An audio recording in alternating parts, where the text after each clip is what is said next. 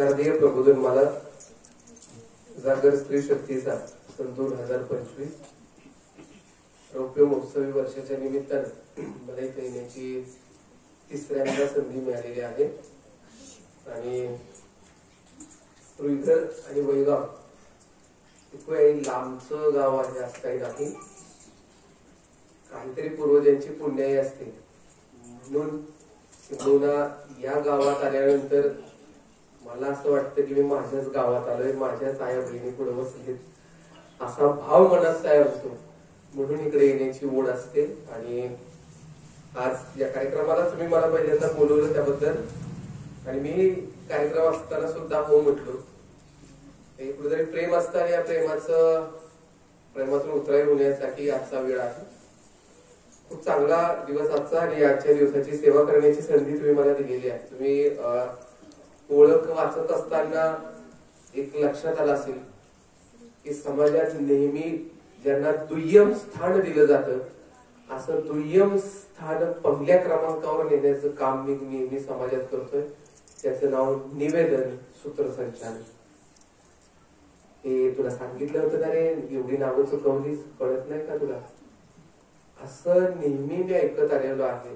परंतु आज त्या निवेदन क्षेत्रात देखील एक चांगलं नाव कमवण्याचं काम त्या ठिकाणी करण्याचं मी काम करतोय. हे सगळे तुमचे आशीर्वाद आहेत, माझ्या रुईधरवाल्यांचे आशीर्वाद आहेत. आता फक्त बाहेर करत नाही तर गावात सुद्धा काम करत असतो, म्हणून ओठातून नाही तर जे बोलीन ते पोटातून बोलेन. या कार्यक्रमाच्या निमित्तानं आज या ठिकाणी जे उपस्थित आहेत सन्माननीय आमचे महादेवदादा विठ्ठल वाडकर तथा सन्माननीय नथुरामजी वाडकर, सन्माननीय भाऊदादा वाडकर, आदरणीय शंकरदादा विठ्ठल वाडकर, आदरणीय महादेवदादा वाडकर, बाबूरावदादा वाडकर, नथुरामजी वाडकर, सरपतदादा वाडकर, सदाशिवजी वाडकर, महादेवदादा वाडकर, किसन भाऊ वाडकर, संतोषजी आमचे सूर्यवंशी आणि ज्यांच्या बरोबर मला प्रवास करायला नेहमी मिळतो आणि ज्यांचं बोलणं मला खूप आवडतं, ज्यांच्या बोलण्याचा मी सुद्धा फॅन आहे, ते आमचे अंकुश वाडकर सर. या सगळ्यांच्या चरणी नतमस्तक होतो. माझ्या माय माऊली आपल्याही चरणी नतमस्तक होतो. तुमच्या गावात एवढी मोठी माणसं आहेत हे मी ज्यावेळी फेसबुकला पाहतो त्यावेळी मला खूप आनंद वाटतो. आणि देशाचे पंतप्रधान सुद्धा तुमच्या गावातल्या माणसांना हात जोडतात असा फोटो मी फेसबुकवर बघितलाय. गणेश दादा बरोबर आहे का? गणेश दादाच्या समोर होता तो फोटो. आता काही लोक म्हणतील गणेश दादाने त्यांना नमस्कार केला असेल, मी असा उलटा फोटो बघितला. तर अशी माणसं या गावामध्ये आहेत. गमतीचा भाग बाजूला. दुसरी गोष्ट अशी की या गावात कार्यक्रम संपल्यानंतर समोश्याचाही घेत असतो. होणारे पोरांनो हे त्यांनी सांगितलं, खरंच सांगितलं. तुम्हीच एकटे खाणार, मला पण बोलवायला पाहिजे ना, म्हणून मी आलोय. ठीक आहे, आपण सोबत बसून समोसा खायचा आहे. तोपर्यंत मला थोडीशी तुमची मदत हवी. आज काय असेल ते असेल. म्हणजे मागच्या वेळी समोसाच मिळाला होता आणि एकदा ढोकळा मिळाला होता. म्हणजे लक्षात असतं सगळं, म्हणून तर आलं ना. आज काय आज वडापाव आहे. या गावची संस्कृती फार वेगळी आहे आणि म्हणून मला विशेष दिलाय भारतीय संस्कृती. खर तर असं म्हणतात ना की पोटात आहे तरी सुद्धा खाणं, पोटात आहे तरी सुद्धा खाणं ही विकृती आहे. पोटात आपल्या भूक लागली आहे मग खाणं ही प्रवृत्ती झाली आणि समोरचा भुकेलेला त्याला खायला देणं ही संस्कृती आहे. ही संस्कृती मांडण्यासाठी मी आपल्या समोर उभा आहे. खर तर माझ्यापेक्षा तुम्ही जाणकार आहात, कारण या चॅनेलवर तुमचे कार्यक्रम चालत आहेत. अतिशय देखणे कार्यक्रम, सुंदर कार्यक्रम चालू आहेत. या गावामध्ये संस्कार जपले जातात. असं हे गाव आहे वैगाव गाव. गणपती बाप्पा ज्यावेळी बसले होते त्यावेळी गणपती बाप्पाच्या त्या कालावधीमध्ये एक पोस्ट फिरत होती आणि त्या आपल्या गावाचं नाव त्यामध्ये होतं. वाई तालुक्यामध्ये वैगाव गाव हे पर्यावरण पूरक गणपती बसवलाय आणि असं त्याचा नंबर तिकडे आला होता आणि वाई तालुक्यात आपल्या गावाचं नाव आलं होतं. ते ज्यावेळी मी वाचलं त्यावेळी खूप आनंद वाटला, कारण या गावात ज्या गावाचं नाव अशा नंबरवर येतं त्या गावात माझे गणेश दादा सारखे सरांसारखे मित्र आहेत त्या अभिमानाने सांगावं वाटतं. याचं कारण आहे की ज्या गावात खरंच संस्कृती टिकलेली आहे या गावात जायला नेहमी आवडतं. खरंच संस्कार असा विषय मला असा दिलेला आहे, विषय भारतीय संस्कृती. आता या भारतीय संस्कृतीत नेमकं काय काय कसं कसं दडलंय आणि कुठून कशी चालत आली अनेक वक्त्यांनी इथे येऊन सांगून गेलेली आहेत. आपण सगळे ज्ञात आहात. परंतु मी सांगत असताना थोडा माझ्या पद्धतीनं सांगण्याचा प्रयत्न करेन की जो मी सुद्धा अभ्यास करून तुमच्या समोर उभा आहे. एखादी गोष्ट चुकली तर निश्चित तुम्ही सांगू शकता, कान धरू शकता की सर हे जरा मला चुकीचं वाटतं. पण खरंच तुम्हाला सांगत असताना आज असं मन भरून येतं की संस्कृतीबद्दल सांगण्याची वेळ आपल्यावर का यावी. जर ती आपली संस्कृती होती, ती आपल्या भाषेनं टिकवली होती, मग असं का झालं की ही संस्कृती आपल्याला या ठिकाणी पुन्हा सांगावी लागते.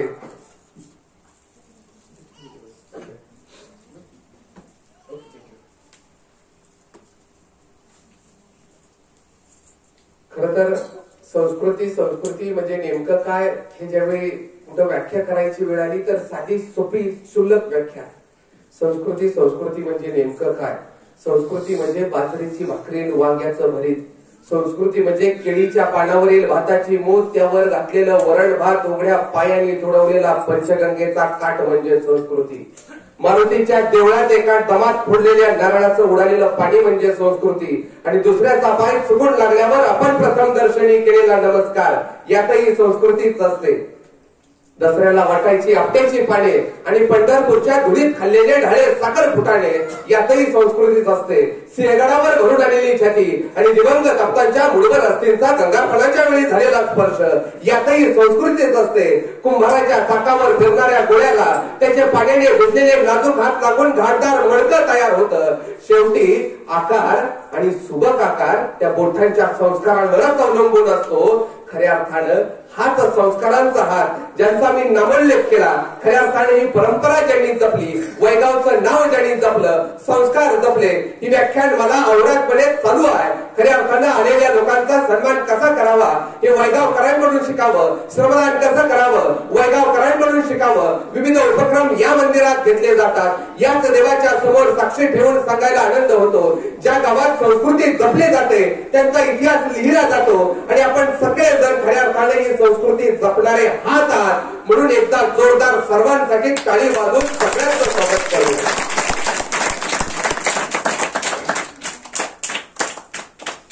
ही संस्कारांची माळ आली कुठून. खऱ्या अर्थानं असं काही ज्येष्ठ मंडळी, तज्ञ मंडळी आजही सांगतात की मग आपली वैदिक परंपरा होती आणि या वैदिक परंपरेतून आपण पुढे आलो. मग त्यातून मग त्या वेदांची निर्मिती झाली. आता वेद म्हणजे काय तर ज्ञान, जाणणे. मग काय काय जाणायचं होतं तर ते 4 वेद होते. वैदिक परंपरेची जी वाङ्मयावर आधारित जी संस्कृती जी आहे त्याला वैदिक परंपरा म्हणायचं. मग ही परंपरा ज्यावेळी चालत आली मग ऋग्वेद आहे. आता ऋग्वेदामध्ये जे मौखिक पद्धतीने आलेले जे ज्ञान होतं ते त्यामध्ये आहे. हा झालं ऋग्वेद. मौखिक पद्धतीनं जे चालत चालत चालत पुढे आलं ते जे सगळं बांधून घेतलं त्यामध्ये सुक्ते जे लिहिलेले आहेत त्यामध्ये काही महिला सुद्धा पुढे आहेत. म्हणजे त्या काळात महिलांना सुद्धा दर्जा तसा होता. त्याच्यानंतर यजुर्वेद आहे. यज्ञात बोलले जाणारे जे मंत्र आहेत ते यजुर्वेदात दिलेले आहेत. त्याच्यानंतर सामवेद आहे.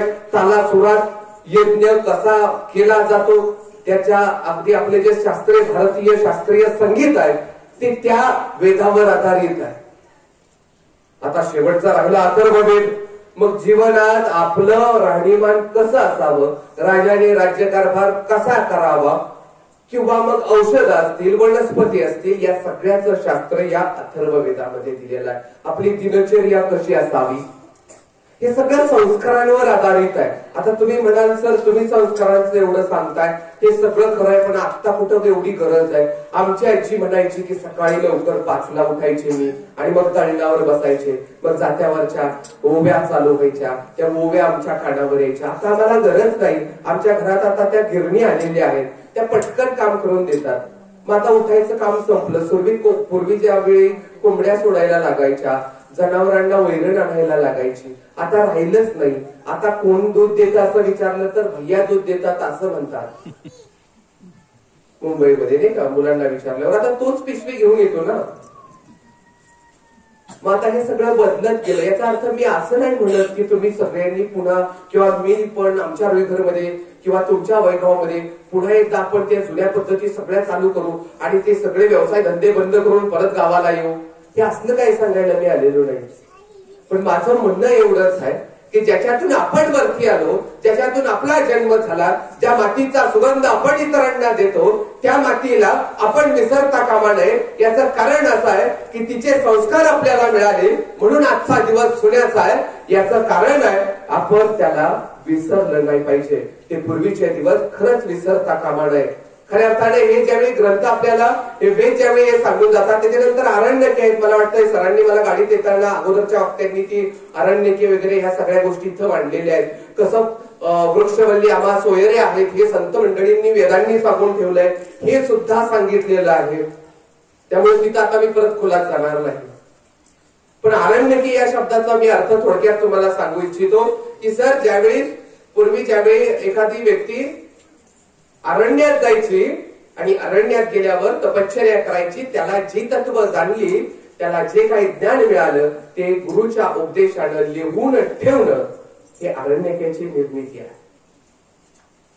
मग खऱ्या अर्थानं आजपर्यंत जे काही सगळं निर्माण झालं साहित्य, अगदी थोडं थोडं जमेल असं जर वाचायला सुरुवात केली तर आपल्या जीवनामध्ये निश्चित परिवर्तन ही होणार आहे. याचं कारण तुम्हाला सांगतो, वाचल्यानं माणूस वाया जात नाही.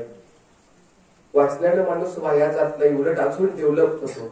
आणि म्हणून आपल्या घरातली मुलं आहेत, तिथं तर वाचन संस्कृती इतकी सुंदर आहे. आणि मला गणेश दादांनी अनेकदा सांगितलेलं आहे, या गावामध्ये ही परंपरा जपली जाते. त्यामुळे इथं बोलत असताना फार जपून बोलावं लागतं, कारण बसलेली फार ज्ञानी माणसं आहेत. याचं कारण असं की तुम्ही अनेक लोकांना ऐकत असता. गाव जरी अगदी आपलं डोंगराच्या अगदी कुशीत इकडे वसलं असलं तरी इथे येणारे जे ज्ञानाचे स्त्रोत घेऊन येणारी जी मंडळी आहेत ती फार ज्ञानी माणसं आहेत.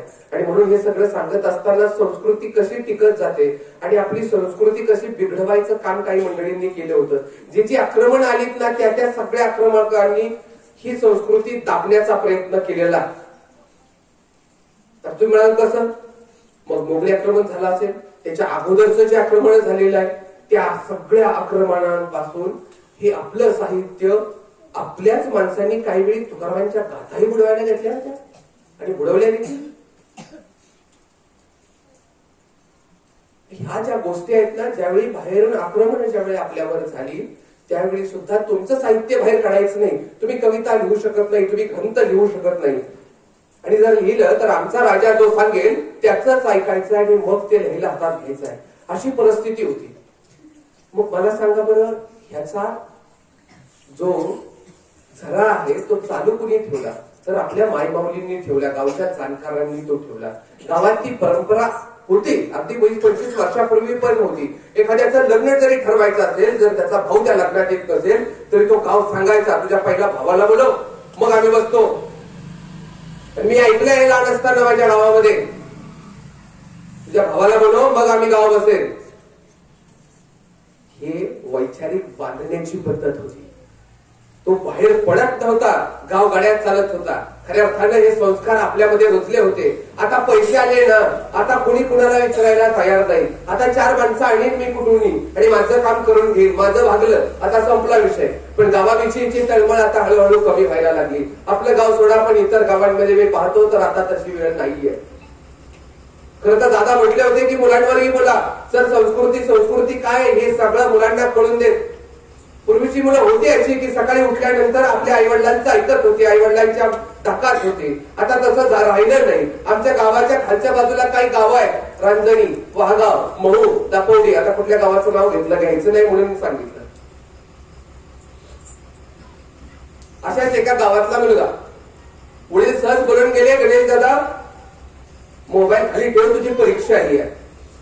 मोबाईल खाली ठेव, परीक्षा आली आहे, अभ्यासाला बस. थोडा वेळ निघून गेला, तो पोरगा तसाच मोबाईलवर बसलेला. पण पुन्हा वेळ निघून गेला, पुन्हा बाबा बरोबर बोलायला लागलेली आहे. अरे बाबा मोबाईल खाली ठेव, तुला 10 वेळा सांगितलं, समजत नाही का? आता मोबाईल मात्र खाली ठेवला.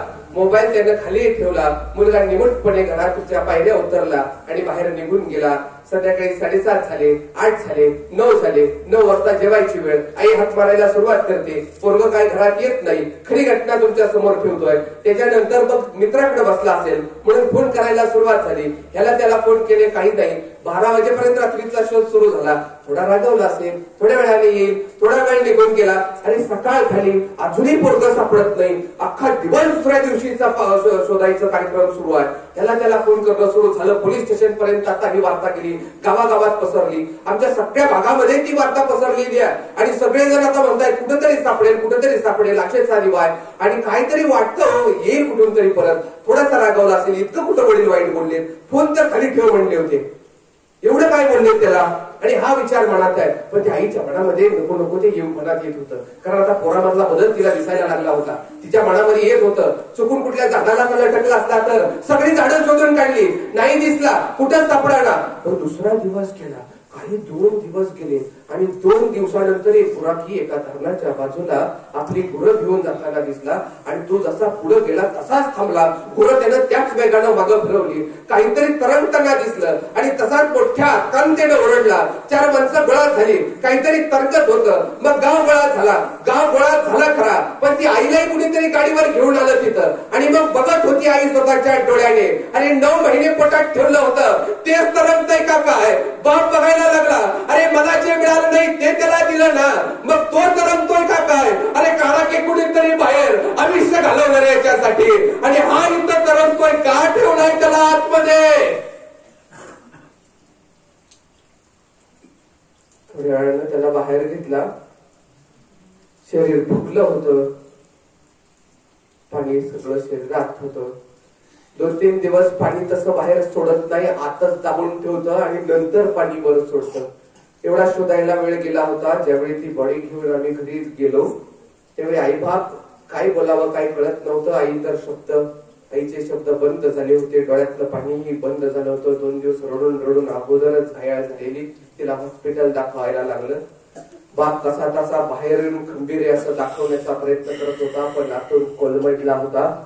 आयुष्यभर ज्याच्यासाठी जगायचं त्यांनी मोबाईलसाठी अशी पावलं उचलायची. ही जर संस्कृती आपली असेल तर निश्चित आपल्याला या समाजात जगण्याचा अधिकार आहे का.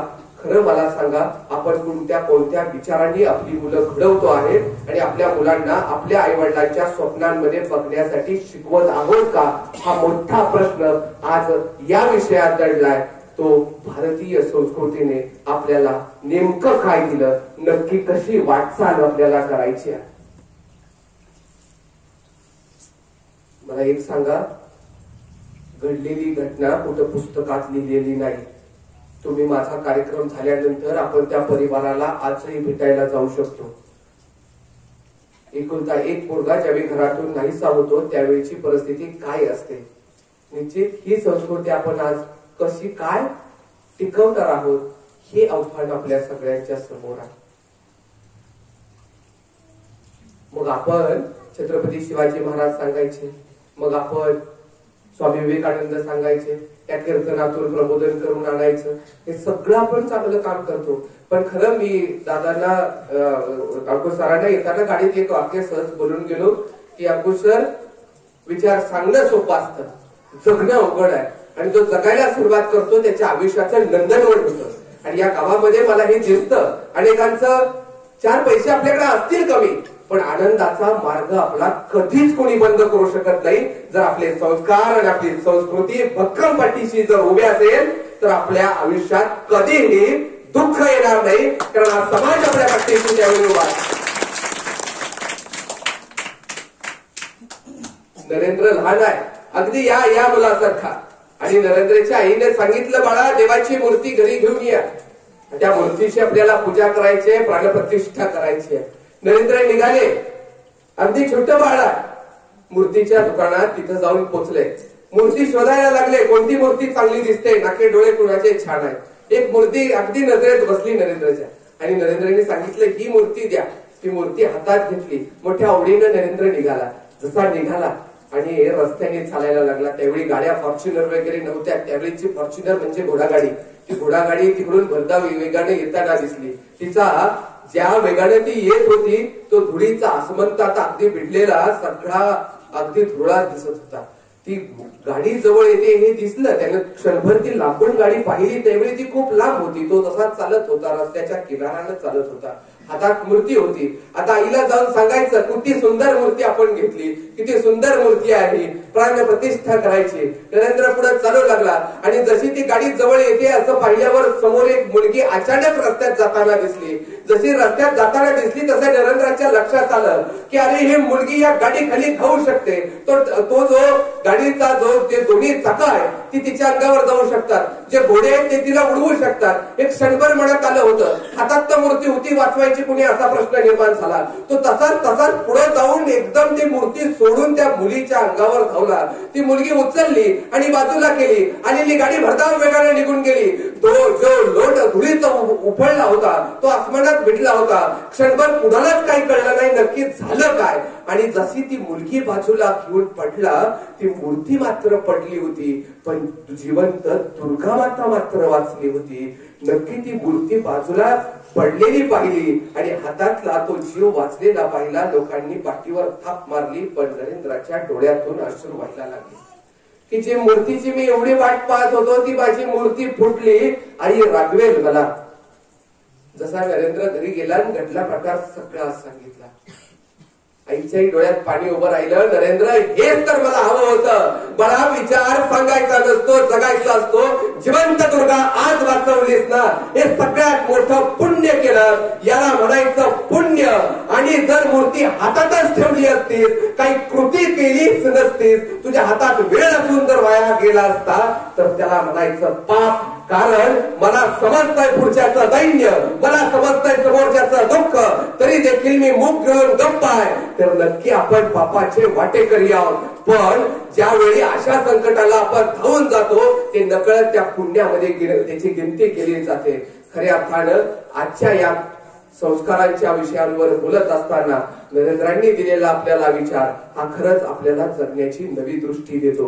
गावामध्ये आता कुणाला वाचवायचं नाही, पण आपला गाव आपल्याला वाचवायचा आहे. निश्चित आपली गावाची संस्कृती टिकवायची आहे. यासाठी तरी आपलं आपण योगदान देऊ शकतो, एवढे तरी आपण नक्की सक्षम आहोत. कधीतरी आपल्या खिशात हात आपण घालू शकतो, आपल्या मंडळातील उपक्रमांना आपण काहीतरी देऊ शकतो. ही सुद्धा संस्कृतीच आहे.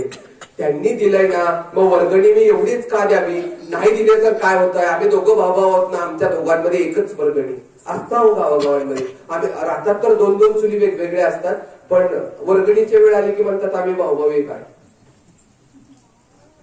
मी पण गावात राहिले त्यामुळे मला, आणि अजूनही गावातच आहे त्यामुळे मला यातली सगळ्या गोष्टी माहिती आहे. लोक मान्य करायला तयार होत नाहीत. साध्या साध्या गोष्टी, संस्कार कुठे जपायचे असतात. मला हेच यातून मला सांगायचं होतं की या मुलांनी काय खायचंय, कुणाच्या गोष्टी आपण शिकतोय. खरं तर एक असा विषय होता की जंगलाला आग लागली होती. जंगलाला आग लागली होती आणि सगळेजण पाणी घेऊन ते प्राणी वगैरे धावून जात होते आणि जंगलातली आग विझवण्याचा प्रयत्न सुरू झाला. एक छोटीशी चिवताई होती. ते चिवताईनं चोचीमध्ये पाणी घेतलं आणि जाऊन धावायला लागली, त्या आगीवर टाकायला लागली. कोणी एखादा कोल्होबा बाजूला होता. असे कोल्होबा गावागावात देखील असतात. तो कोल्होबा सहज बोलून गेला, काय ग एवढीशी चिवताई, एवढूसा जीव तुझा, आणि तुझ्याकडून कशी आग विझणार आहे? ती काही बोलली नाही, तुझं काम मात्र करत राहिली. पुन्हा जागेली, पुन्हा आली, पुन्हा तो कोल्होबा पुन्हा डिवचायला लागला. अगं काय असं करतेस? किती तुझ्या चोचीमध्ये पाणी बसणार आणि कशी आग तू विझवणार? त्यावेळी त्या चिवताईने दिलेलं उत्तर फार मार्मिक होतं. ज्या दिवशी या जळलेल्या जंगलाचा इतिहास लिहिला जाईल त्या यादीमध्ये ज्यावेळी नावं लिहिली जातील तर विझवणाऱ्यांच्या शेवटच्या अगदी टोकात पण का होईना माझं नाव असेल की मी विझवणाऱ्यांच्या यादीत आहे, पेटवणाऱ्यांच्या नाही.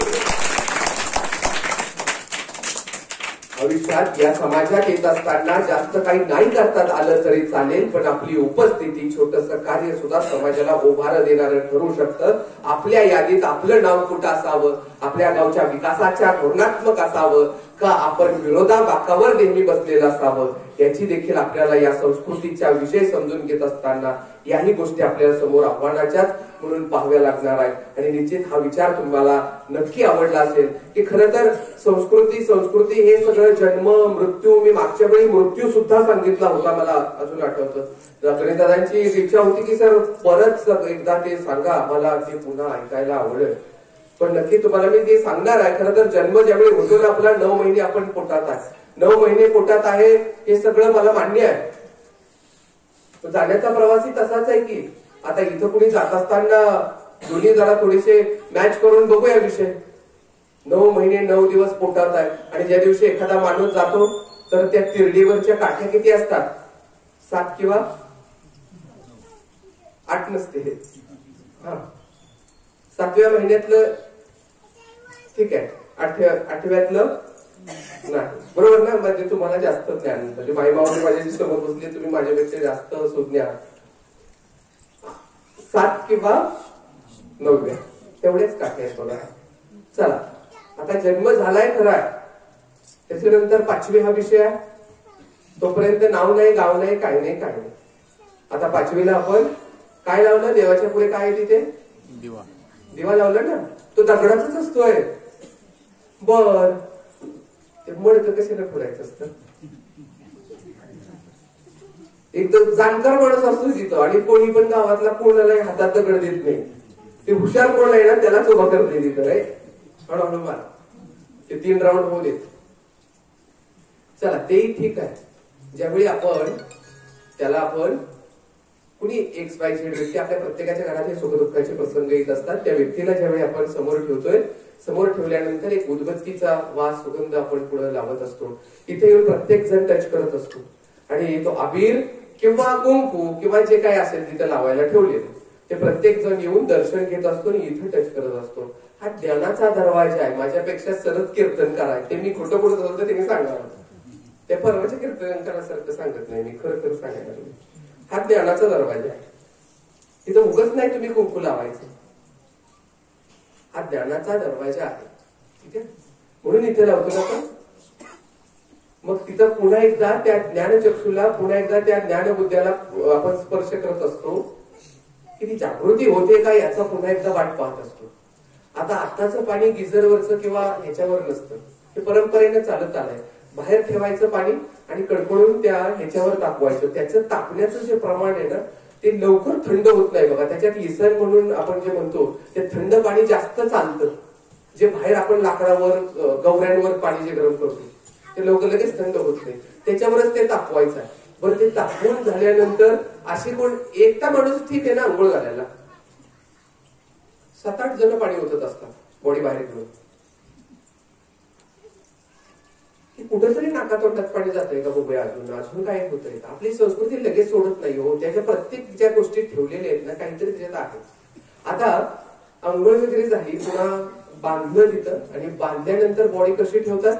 अशी, पाय पुढे असतात, डोकं मागं असतात, हे तर सगळ्यांना माहिती। पुढे एक माणूस आहे, त्याच्या हातामध्ये मुलगा किंवा XYZ कुणी असेल, एक मडकं आहे हातामध्ये, त्याच्यातून धूर निघतोय कारण त्या उदबत्त्या तिकडे लावलेली असतात, बरोबर आहे? थोडं चित्र येते डोळ्यासमोर, काय सांगतोय ते येऊ असले त्यांना बाबा सांगतो, कशाला यायला बोलवलं होतं? समोसा पाहिजे ना, ते समोसा लावले घरी। बॉडी कशी आहे? अशी आहे। तो धूर किंवा जो येणारा वायू आहे तो नाकात जावा, जाऊ द्या। अजून जागृती आली तर ठेवण्याची प्रोसेस पण बघा ना अशी आहे, असं नाक पुढं आपण पुढे घेऊन जाणार, पाय पुढे आहे आणि धूर येतोय पुढून, कारण तो मुलगा पुढे चाललेला आहे।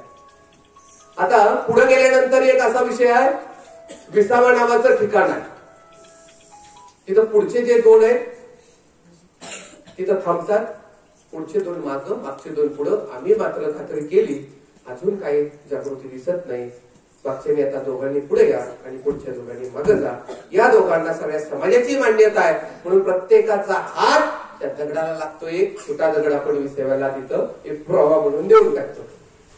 चला पुढे गेलो, पुढे गेल्यानंतर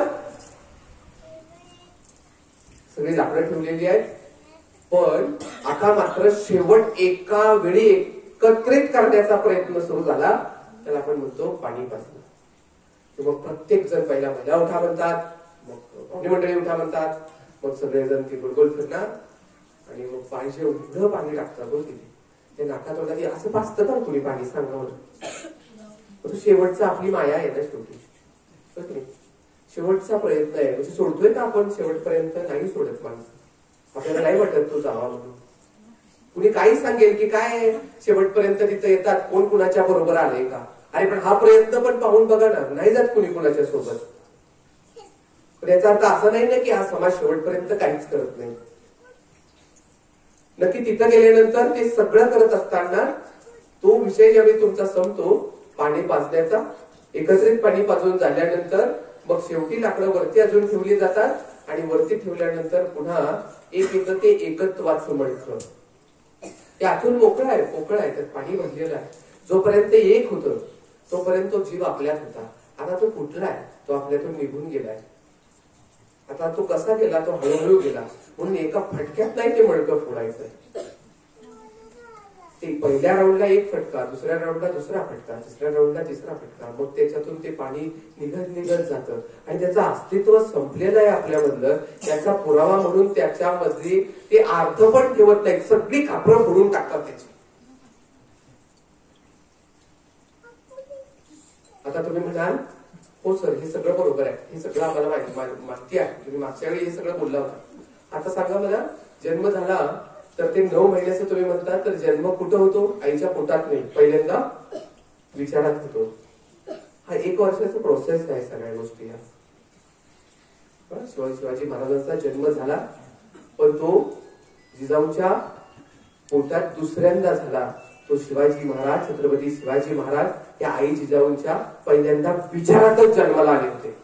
तो विचार पहिला यावा लागतो आणि मग मूल किंवा मुलगी जन्म घेते. निश्चित हा 1 वर्षाचा प्रवास आहे. पुन्हा 1 वर्षांनी श्राद्ध आहे, पुन्हा 1 वर्षांनी श्राद्ध आहे आणि मग त्या श्राद्धा दिवशी आपण पुन्हा त्या जगाचा निरोप पूर्णपणे घेतला म्हणून मोठं वर्ष श्राद्ध घालण्याची पद्धत आहे. ही संस्कृती शेवटपर्यंत आपल्याला पुढे टिकवावी लागेल. मध्यंतरात कोरोना काळ आला आणि मी मागेही बोललो होतो की खरंच काय नाही रे, 4 माणसं असली तरी उरकेल की. आणि त्यावेळी तुम्ही मला सांगितलं होतं की नाही सर, आम्ही पण आमच्या गावात पण अशीच परंपरा आहे, गावातून घरातून एक लाकूड आपण घेऊन जात असतो आणि प्रत्येक जण तिथं हातभार लावत असतो. ही खरी संस्कृती ही आपल्यापर्यंत टिकलेली आहे, इथून पुढच्या पिढीला टिकावी यासाठी आपलं काम आहे. खरं तर दळण कसं दळायचं हे माझ्या आजीला माहिती होतं, दळण कसं ठेवायचं हे माझ्या आजीला माहिती होतं, पण आज माझी पत्नी तितकंसं सांगू शकत नाही. याचं कारण असं आहे की आता तिला ती गिरण घरात दिसते.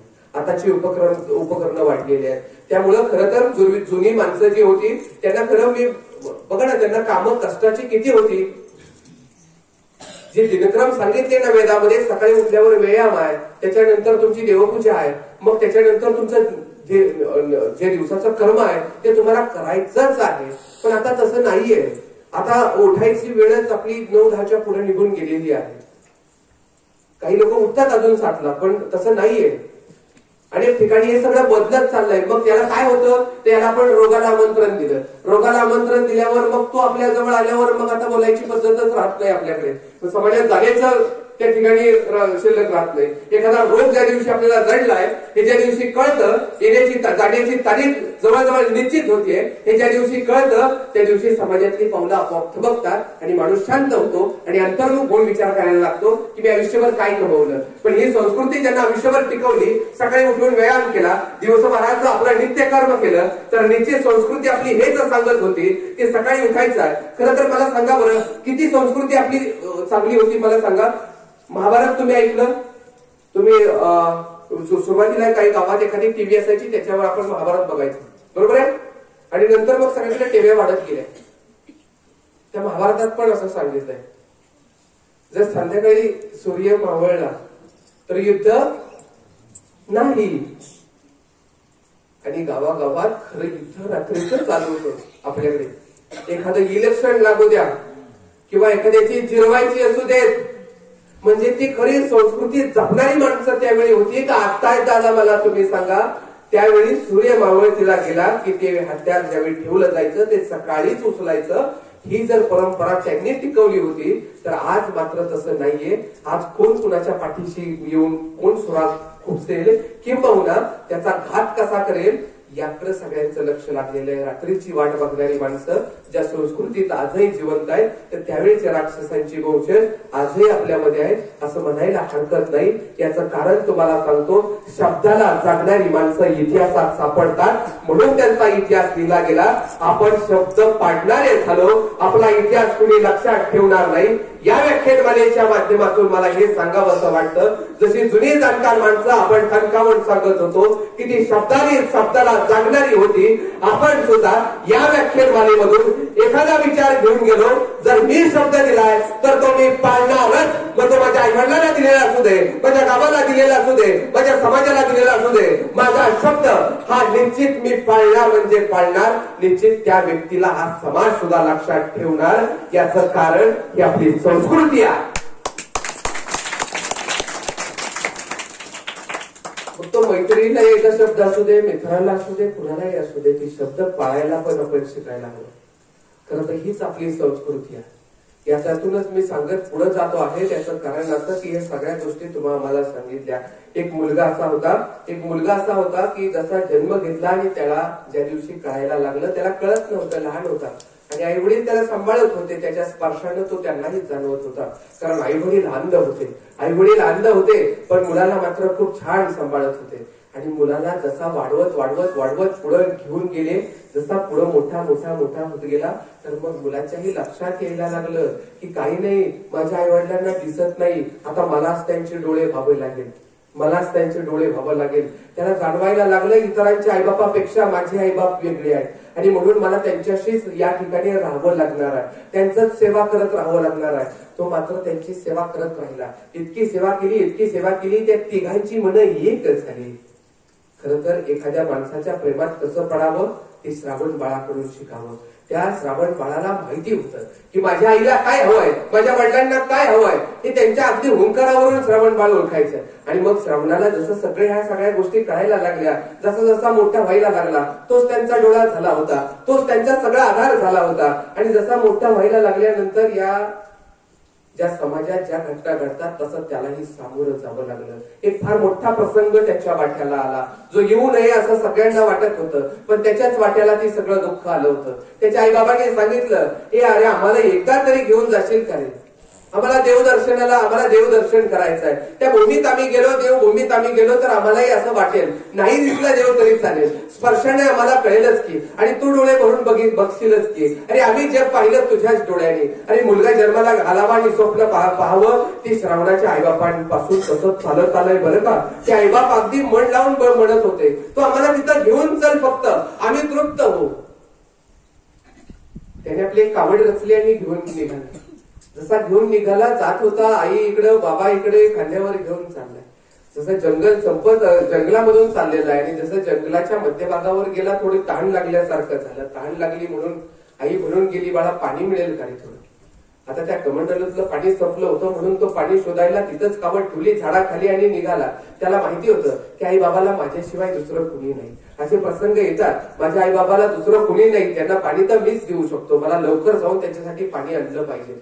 जसा धावत पळत गेला आणि पुढे पाणी दिसलं. पाणी दिसल्यावर मनात अगदी हरकून गेला की एवढ्या लांबून प्रवास करत आलोय, मी सुद्धा आता हणलोय, अगदी एवढी कावड जड झाली आहे, पण आई बाबाला सांगता येत नाही. हे दुःख त्यांनी मला कधी त्यांचं कळू दिलं नाही, माझं तरी का कळू द्यावं. पहिलं पाणी घेऊन जाऊया आणि पाणी नेऊन देऊया. जसा कमंडलू आतमध्ये बुडवला, अगदी पाण्याचा बुडबुड आवाज यायला लागला. मनातला आनंद वाढत होता. आता हे पाणी माझी आई पेल, आता हे पाणी माझे वडील पेतील, किती आनंद वाटेल त्यांना. थंडगार पाण्याचा स्पर्श झाला होता आणि कमंडलू भरला होता. जसा कमंडलू भरला आणि उठणार तसा एक बाण वारायच्या वेगात येतो आणि तसाच काळजात जाऊन घुसतो. आई म्हणून डरकाळी फोडली, अगदी आई म्हणून आवाज आला. त्या आकांताने ज्यावेळी तो ओरडला, खऱ्या अर्थानं ती हाक आईपर्यंत पोचली होती. आणि हे सत्य आहे, त्या आईनं त्याच वेळी टाळू सुरू केला होता. तुम्ही म्हणाल हे कसं, तुम्हाला आताही उदाहरण देऊन सांगतो. एखाद्या व्यक्तीची आठवण काढून बघा, एखाद्या व्यक्तीची मनापासून आतून आठवण काढून बघा, दुसऱ्या क्षणाला त्याचा फोन कधीतरी तुम्हाला आलेला असेल. तिथं बसलेली प्रत्येक जण हे सगळेजण अनुभवत असाल. मग तिची मुलगी असेल किंवा कुणी घरातले नातेवाईक असतील, मित्र असेल, मैत्रीण असेल, जर आठवण आली की दुसऱ्या क्षणाला एखाद्या वेळेचा फोन येतो. सेम तसाच अगदी तसाच घडलं होतं. तिथपर्यंत मेसेज पोहोचला होता.